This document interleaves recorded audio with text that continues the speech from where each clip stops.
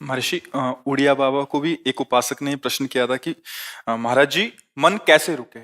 तो उड़िया बाबा ने उत्तर दिया, नियम पालन से। यदि हम नियम पर दृढ़ रहें तो मन हमारा क्या कर सकता है? नियम तो परमात्मा देखता है। हम लोग नियम पर दृढ़ नहीं रहते, इसी से हमारे देश की दुर्दशा है। संध्या वंदन तक का नियम जाता रहा है। भजन करने के लिए नियम की बड़ी आवश्यकता। हाँ, बड़े नियम की आवश्यकता है। तो जैसे प्रातः काल से सायंकाल तक की हर व्यक्ति की अपनी एक दिनचर्या होनी चाहिए। ऐसा नहीं कि आज हम 4 बजे उठे, कल 7 बजे उठे, पर फिर मन को आप कंट्रोल नहीं कर पाएंगे। मन के लिए एक दिनचर्या होनी चाहिए कि हमको 10 बजे सोना है, 4 बजे उठ जाना है। तो फिर 4 से 4:15 नहीं होना चाहिए, 4 बजे उठ जाना, ऐसा नियम बना ले। और उठ करके हमको थोड़ी देर नाम जप करना है, थोड़ी देर हमें वाणी जी का गायन करना है, थोड़ी देर हमें ध्यान, एक अपनी दिनचर्या। फिर हम अपने संसार के कार्य के नियम, जो संसार के कार्य हैं, उनको भी करते हुए भगवान को समर्पित करें। जैसे जो पद में है, जो आपको राष्ट्र सेवा मिली है, जो आपको समाज सेवा के पद मिले हैं, या आपको जो घर की सेवा के कार्य मिले हैं, उनमें बहुत धर्म पूर्वक आचरण होना चाहिए। अगर आप अधर्म आचरण करते हैं, अपने पद का दुरुपयोग करते हैं, तो आप सुबह जग करके थोड़ा माला चला लीजिए, फिर भी आपका कल्याण नहीं होगा, क्योंकि आप अपने पद का, अपने सेवा का दुरुपयोग कर रहे हैं। जैसे हम जानते हैं कि अधर्म आचरण है, ये अधर्मी है, हमें पता है दोषी है, और वो हमको कुछ धन दे देता है, और हम उसको मुक्त करवाने की बात सोचते हैं, और जो निर्दोष है उसको फंसा देते हैं। अब तुम चाहे जितना माला चलाने की कोशिश करो या दान पुण्य करो, वो तुम्हारा अधर्म आचरण, वो अधर्म का धन तुम्हें सतमार्ग में नहीं जाने देगा। नियम लेना चाहिए कि जिस पद में है, जिस धर्म में है, जिस कर्तव्य में है, चाहे कुछ भी हो जाए, हम अपने कर्तव्य से विमुख नहीं होंगे। जितना जप महान है, उतने कर्तव्य महान है। दोनों बातें समझना है। जब माला फेरा और इसके बाद बेईमानी, अधर्माचरण, इनका कोई नियम नहीं है कि हमें कैसे चलना है, तो वो माला काम नहीं कर पाएगा, क्योंकि उसका तभी सत्य भाव माना जाएगा माला जपला जब धर्माचरण है। धर्माचरण नियम से। बोले वो बड़े कट्टर नियम वाले हैं, उनको घूस नहीं, आप उनको भयभीत करके नहीं काम करवा सकते, प्रलोभन में काम नहीं करा सकते। ये हमारी गृहस्थी है ना, तो गृहस्थी के पालन के लिए धन चाहिए, और धन के लिए हम धर्म को आगे रखें, धन को नहीं। धर्म को, हमारा कर्तव्य क्या, प्रायः जैसे पूज्य बाबा ने कहा, आज हमारे देश में बहुत दुर्दशा हो रही है। दुर्दशा हो रही, क्यों? क्योंकि सब अपनी जगह से गलत हो रहे हैं। अगर अपनी जगह हम ठीक रहे तो हमारी दुर्दशा नहीं होगी, हमारा भजन कम होगा, लेकिन हम धर्म से चल रहे हैं तो हम विजयी होंगे। हम भगवान को प्रसन्न कर सकते हैं, क्योंकि हमें जो कार्य मिला है वो भगवान का ही कार्य, सृष्टि भगवान का कार्य। जैसे नए बच्चे कुछ वकालत पढ़ रहे थे, तो यहाँ के प्रश्न किया था कि हम जानते हैं कि वो दोषी नहीं है, हम जानते हैं कि वो दोषी है, पर दोषी हमें पैसा दे रहा है, तो हम वकालत पढ़ी इसीलिए, हम उसको जिताएंगे, तो क्या कोई पाप है? तो उनका खुला पाप है।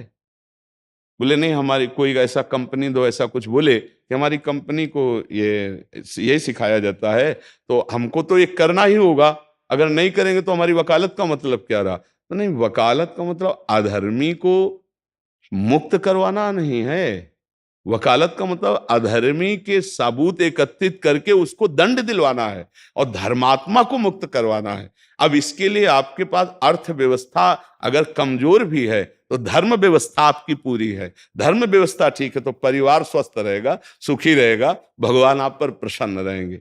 अच्छा, फिर हमने तर्क रखा कि जैसे आपकी बहन के साथ कोई गलत व्यवहार करे, आपको पता है, और वो आपको 10 लाख रुपया घूस दे, तो क्या आप उसका पक्ष लेंगे? नहीं। तो फिर दूसरी बहन के साथ किया है। अब यहां विचार करना है ना, अपने भाई का अगर कत्ल किए हो, मुझे पता हो कि ये दोषी है, तो क्या हम पैसे से उसको मुक्त करने देंगे? लगेगा कि जान की बाजी लगा देंगे, और तुम्हें हम, ऐसे ही एक गरीब आदमी की किसी ने हत्या की है, तो आपका पक्ष बनता है। पर यह ज्ञान कहां मिलेगा? बिना अध्यात्म के ये ज्ञान तो मिलेगा नहीं। ज्ञान तो इस बात का मिला कि कैसे पैसा कमाया जाए। अच्छा, वो पैसा यदि अधर्म से आया है तो आपकी दुर्दशा कर देगा, आपकी बुद्धि भ्रष्ट कर देगा। तो जो बाबा कह रहे हैं कि आज हमारे समाज की बड़ी दुर्दशा हो रही, उसका कारण यही है कि हमें अध्यात्म का ज्ञान नहीं, हमें धर्म का ज्ञान नहीं, और बड़ी बड़ी गलतियां हो जाती है। बिल्कुल पता है आदमी निर्दोष है और हम धन के प्रभाव से उसको दंड दे देते हैं। वो दंडा भगवान जब आपको पलट कर देंगे तो आप सह नहीं पाओगे, उसका परिणाम बहुत बुरा होता है। तो इसलिए समाज को चाहिए अपने अपने कर्तव्य का पालन करते हुए एक नियमावली बना ले। जैसे कुछ दुकानों का नियम होता है कि वहां फिक्स रेट होता है, नहीं होता? वहां ये नहीं चलेगा कि कसम से कहते हैं कि तुम्हें हम अपना जान करके कि 100 रुपया मीटर ये मिला है, हम बिल्कुल मुनाफा नहीं ले रहे। नहीं, झूठ क्यों बोल रहे हो?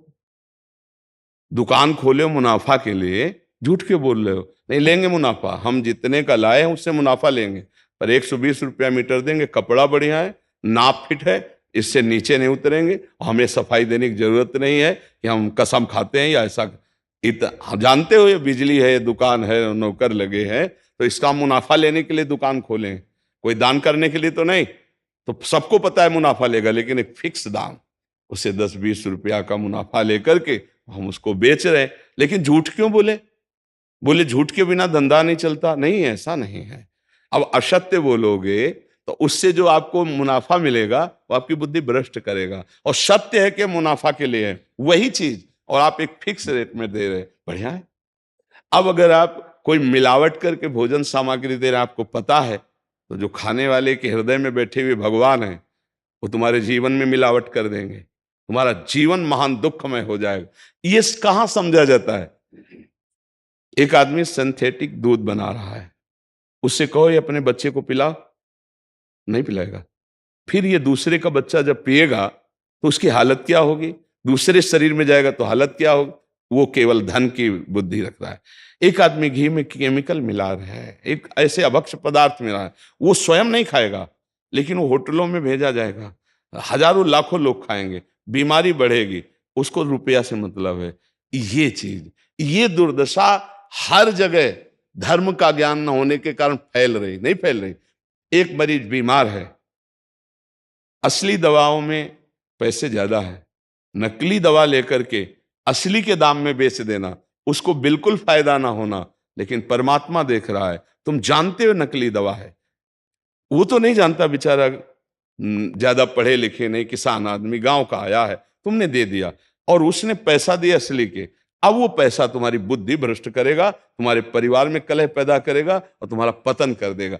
ऐसे हर डिपार्टमेंट में, हर विषय में यदि हम अपने धर्म से चले, अपने सत्य से चले और थोड़ा भी भजन होगा, वो आपको उत्तम गति प्रदान करेगा। पर ऐसा कहां समझ में आ रहा? अध्यात्म के बिना भला ऐसा समझ में आएगा? तो इसीलिए कह रहे हैं हमारे देश की दुर्दशा हो रही। पूर्वजों में पहले यह था कि हमारा धर्म नहीं जाना चाहिए चाहे प्राण चले जाएं, हमारा चरित्र नहीं जाना चाहिए चाहे सर्वस्व नष्ट हो जाए। आज इसकी कोई परवाह नहीं, तो उसी से बुद्धि भ्रष्ट हो जाती है, जीवन एक पशुवत आचरण वाला हो जाता है, और वो अपने को बड़ा सुखी समझने लगते हैं कि हमारे पास बड़ा वैभव है। लेकिन प्यारे, उस दिन को याद करो जिस दिन तुम्हारा आखिरी समय होगा, ना तुम्हारा फार्म हाउस जाएगा, ना महल तुम्हारा जाएगा, ना बैंक बैलेंस जाएगा, ना कोई व्यक्ति, और ना ये शरीर। अब तुम्हारे कर्म तुमको भोगवाएंगे। उस समय की कौन याद करता है? अगर उस समय की याद हो तो भय लग जाए कि नहीं नहीं, पाप नहीं करूंगा, क्योंकि जाना है यहां से। अच्छा, कब जाना कुछ पता नहीं, किसी भी समय ट्रांसफर हो सकता है इस शरीर से। तो हमें लगता है कि महापुरुषों के जो वचन हैं कि हमें एक नियम से जीवन जीना चाहिए, धर्म पूर्वक जीवन जीना चाहिए, अपने कर्तव्य का पालन करना चाहिए। जो हमारे लिए कर्तव्य, आज प्रायः धन प्रधान बुद्धि होने के कारण कर्तव्य स्वाहा हो रहा है। एक विद्यालय में विद्यार्थी के लिए जो गुरु पद में बैठा, उसका क्या कर्तव्य है? वो अपने कर्तव्य को भूला हुआ है। भला छोटे छोटे विद्यार्थियों को, जिनकी नींव पूरे राष्ट्र सेवा में, समाज सेवा में ये बन सकते हैं, अगर उनको हम सही शिक्षा नहीं दी तो उनका पूरा जीवन बर्बाद हो जाएगा। अगर उनको हम गलत सपोर्ट कर दिए तो उनका पूरा जीवन बर्बाद, क्योंकि नया जीवन है। और जगह जगह अपने अपने कर्तव्यों का यदि पालन किया जाए तो पूरा समाज सुखी हो जाए। लेकिन कर्तव्यहीनता आ रही, कोई अपने कर्तव्य को नहीं समझ रहा है। तो यही बात महापुरुष जनों को दुख लगता है कि अगर सब अपने कर्तव्य का पालन करें, धर्म का पालन करें, भगवान का नाम जप करें तो सब सुखी हो जाए। सुख सब चाहते हैं और आचरण दुख वाले करते, इसीलिए सुख नहीं मिल रहा है, परिणाम में हमें दुख मिल रहा है। सच्ची मानना, वो रुपया पूरे परिवार में अशांति पैदा कर देगा। और धर्म पूर्वक 100 रुपया लाओगे और 4-5 परिवार के बैठ के नमक रोटी खाओगे, आनंद से सोओगे, बड़ा प्यार रहेगा, भगवान की कृपा रहेगी। पर ये बात समझ में नहीं आती है। तो ये वृत्ति अगर छोड़ी ना जाएगी तो कुछ भी कर लो, कहीं भी दान पुण्य कर लो, लाभ नहीं मिलेगा। अगर दान देने की बात कही गई है तो धर्म पूर्वक कमाए हुए धन से। अगर आप मेहनत से कमाए हो ना, 10 रुपया दे दोगे ना, तो 10 रुपये का वो आटा लाके अगर 2 रोटी खाएगा तो खूब वजन होगा। वो आप 1 लाख रुपया बेईमानी का रख दोगे ना, तो बैठे बैठे वो गंदा ही सोचेगा, भजन नहीं होगा। उसका गंदा सोचना और आपका गंदा करना, दोनों मिल करके, उसके कारण भी तो आप बने ना, तो आपका ही पतन हो जाएगा। उसको तो भगवान बचा लेंगे क्योंकि भगवान की शरण में है। तो मुझे लगता है अधर्म के धन से कभी किसी को लाभ नहीं मिलता। तो अपने कर्तव्य का पालन करते हुए यदि नाम जप किया जाए तो बहुत जल्दी हमको लाभ प्राप्त हो जाए। बहुत सुंदर, मतलब ये चर्चा होती है, अगर आप लोग इसको धारण कर लें तो निहाल हो जाएंगे। सच्ची कह रहे, ये जो बातें हैं ये बहुत सुंदर जीवन को पुष्ट करने वाली हैं, पर आप धारण कर लें तो बात है। नहीं नहीं तो जैसे लाभ दिखाई दे रहा 50,000, तो ये बातें भूल जाओगे, ये बातें अच्छी नहीं लगेंगी। हे यार, बहुत बढ़िया काम घर में आएगा, पर हमारी ये बात ध्यान रखना, वो 50,000 घर में अशांति पैदा कर देगा। सच्ची मानना, आप धर्म से चलना, धर्म से चलोगे तो भगवान तुम्हारी रक्षा में रहेंगे। अधर्माचरण, देखो कैसी कैसी घटनाएं होती हैं। बढ़िया कार है, फिल्मी गाना लगाए चल रहे हैं, और वो एक्सीडेंट हुआ, आग लग गई, बाहर निकल ही नहीं पाए, वो अंदर ही जल गए। क्या हुआ?